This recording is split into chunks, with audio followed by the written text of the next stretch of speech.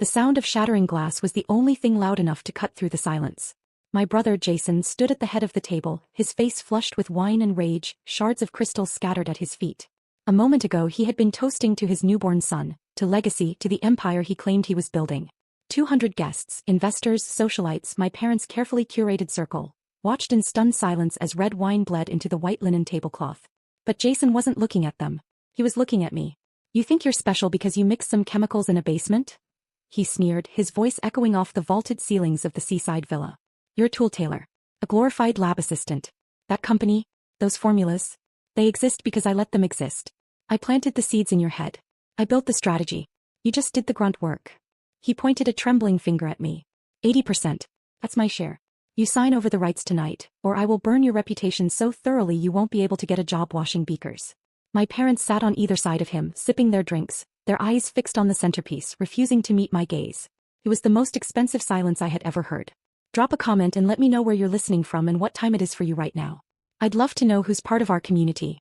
I stood there for a long moment, the scent of expensive Merlot filling the air, heavy and cloying. In movies, this is the part where the victim screams, throws a drink back or flips the table. But I felt a strange, icy calm settle over me, a physical drop in temperature that started in my chest and spread to my fingertips. I looked at my mother, Patricia. She was smoothing a wrinkle in the tablecloth, her jaw set tight, refusing to lift her eyes. I looked at my father, Richard. He was swirling his drink, studying the vortex of the liquid as if it held the secrets of the universe. They weren't shocked by Jason's cruelty. They were waiting for me to absorb it. They were waiting for me to apologize for provoking him, to make myself small so the party could continue. For 29 years I had played that role. The peacemaker. The buffer. The one who absorbed the shocks so the golden boy wouldn't have to feel a bump in the road.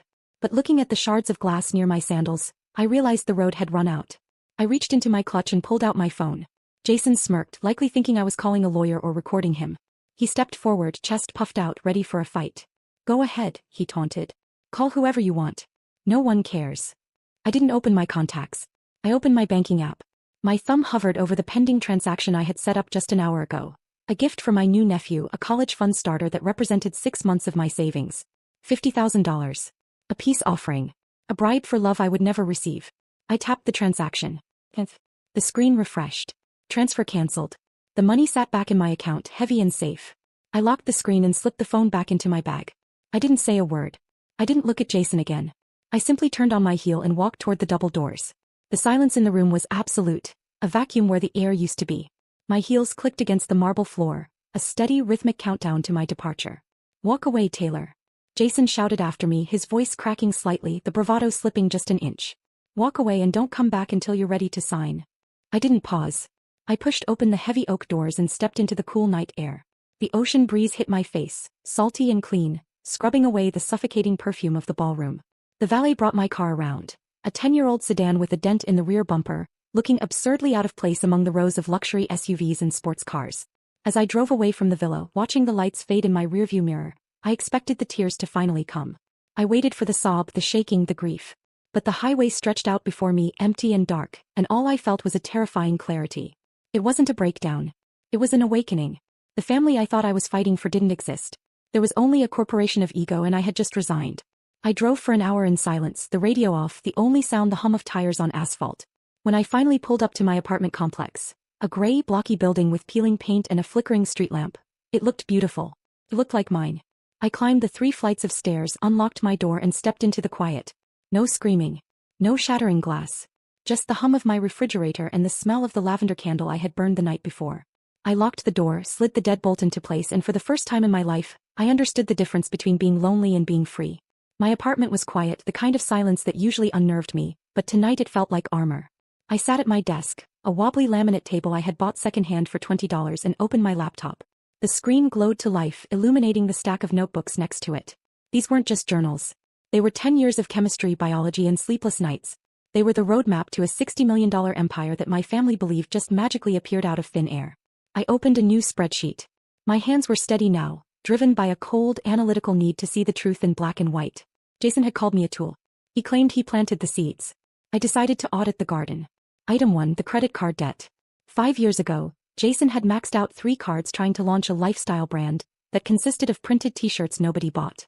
My parents had called me, weeping about how the stress was killing them. I paid off $15,000. I told myself it was an investment in family peace. Item 2, the emergency loans. The car repairs. The rent for his penthouse when his cash flow was temporarily tight. The medical bills for our mother that somehow always landed in my mailbox while Jason posted photos from Tulum. I typed in the numbers watching the total climb. But the financial cost was nothing compared to the time. 10 years. That was how long I had spent in the basement of a rented house, inhaling fumes, testing essential oils until my nose bled, searching for the perfect molecular bond that would make a scent linger for days without turning stale. I did that while Jason played golf. I did that while my parents bragged about Jason's potential at dinner parties where I wasn't even introduced. Why had I done it? Why had I handed over my money, my time, and my dignity for so long? The answer wasn't simple. It was a program installed in my brain when I was 12 years old. I remember the day clearly. It was a Tuesday. I had won the regional science fair, a $50 prize and a blue ribbon. I ran home, bursting with pride, ready to show my father. But when I got to the living room, the mood was heavy. Jason, then 17, had crashed his car. My father didn't look at my ribbon. He looked at the $50 in my hand. "Taylor," he had said, his voice heavy with a twisted kind of solemnity.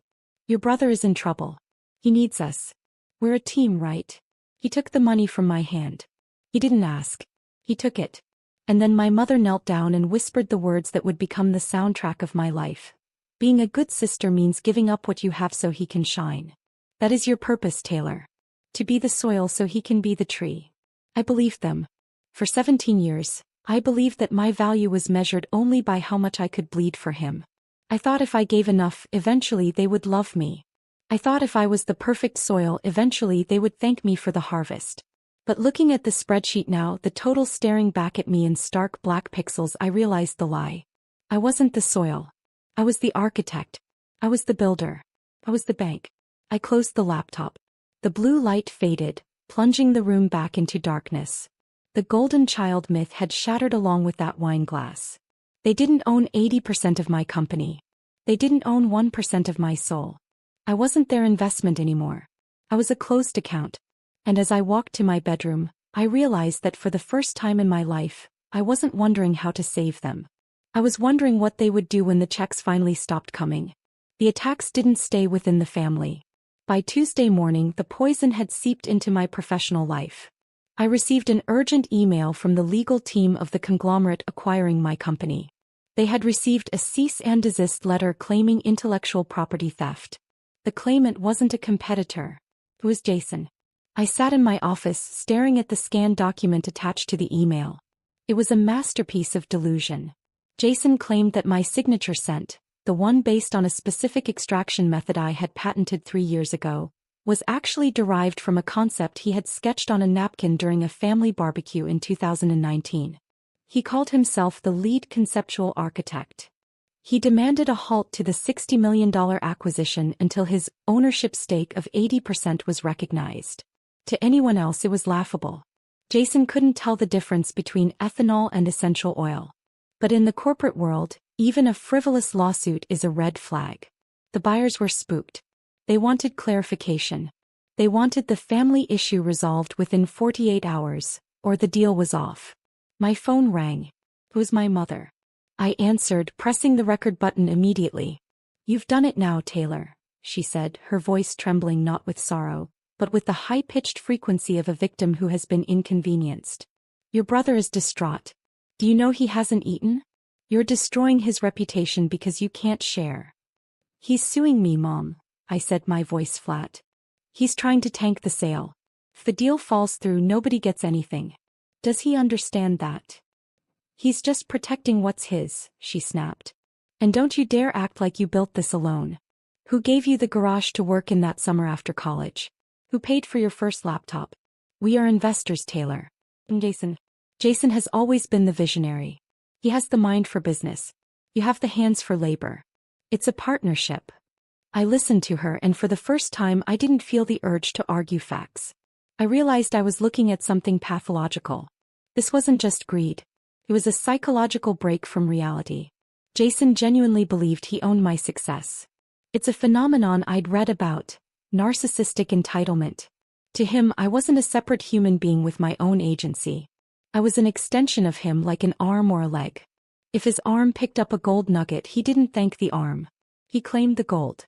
In his mind, my 10 years of labor were just the mechanical execution of his divine will. He wasn't lying to hurt me.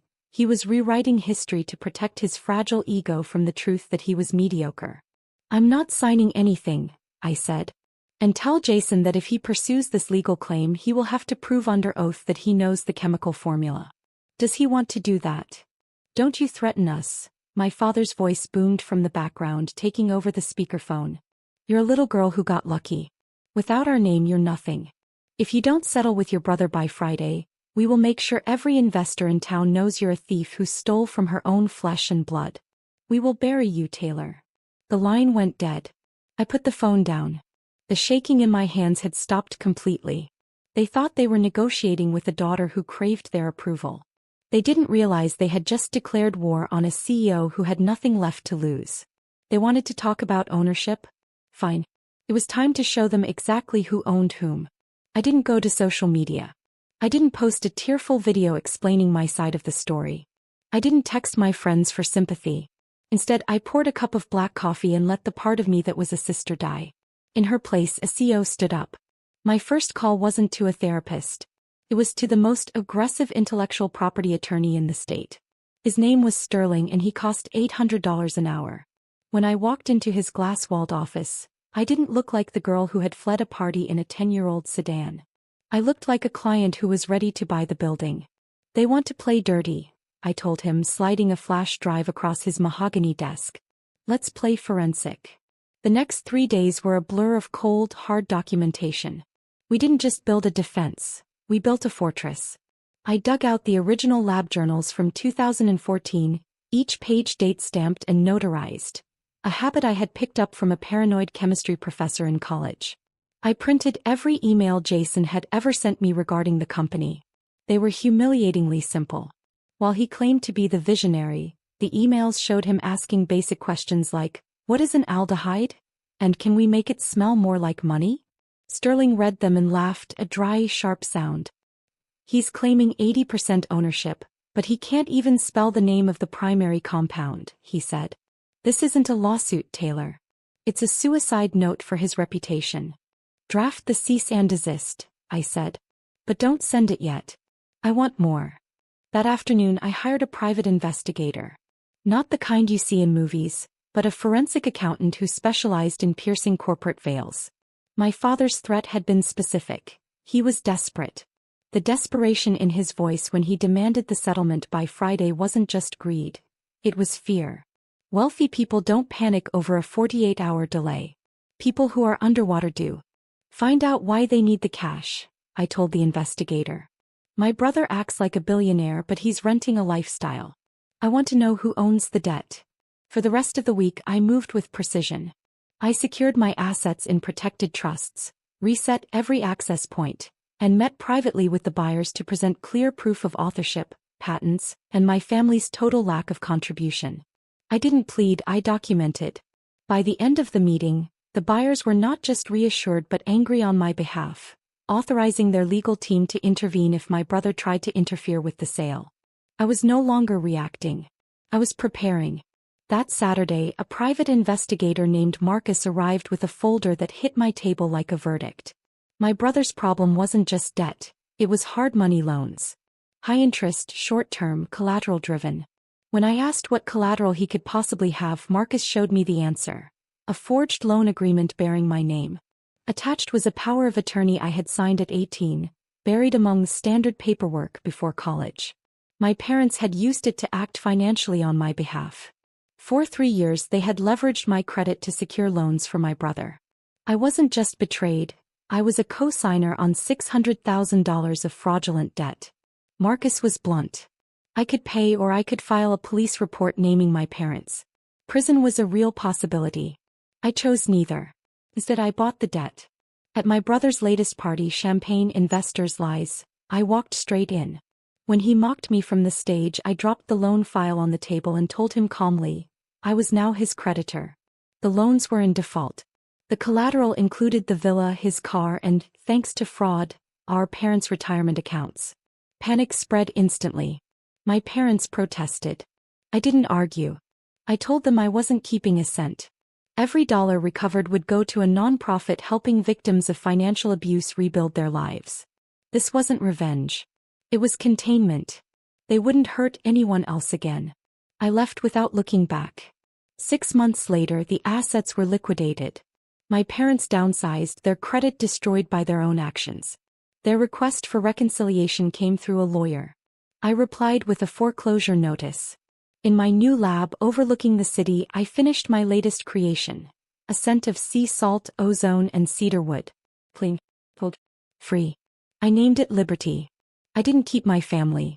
I kept myself.